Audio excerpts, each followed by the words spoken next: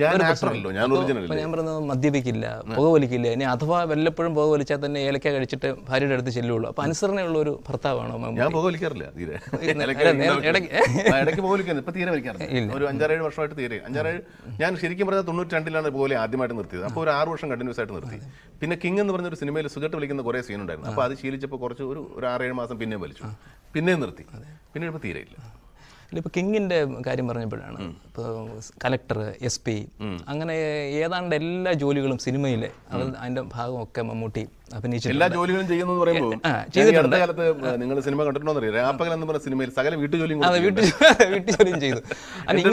പല സ്ത്രീകളും പലപ്പോഴും എന്നെ കാണുമ്പോഴൊക്കെ രാപ്പകൽ കണ്ടതിന് ശേഷം ഇത്രത്തോളം നിങ്ങൾ അരിയാട്ടുന്നത് എങ്ങനെയാണ്? എൻ്റെ വീട്ടിൽ അങ്ങനെ ഒരു പാരമ്പര്യമില്ല. ഞങ്ങളാരും വീട്ടിൽ രാവിലെ ദോശ ഉണ്ടാക്കാറില്ല. മുസ്ലിം ബാക്ക്ഗ്രൗണ്ടിൽ വളർന്ന ആളല്ലേ ഞാൻ വീട്ടിൽ. അപ്പോൾ ഞങ്ങൾക്ക് രാവിലെ ഈ ദോശയും ഇഡ്ഡലിയൊന്നുമില്ല. പിന്നീട് കുറച്ചുകൂടി നമ്മൾ വളർന്നപ്പോഴും മുതിർന്നപ്പോഴാണ് ഇഡ്ഡലി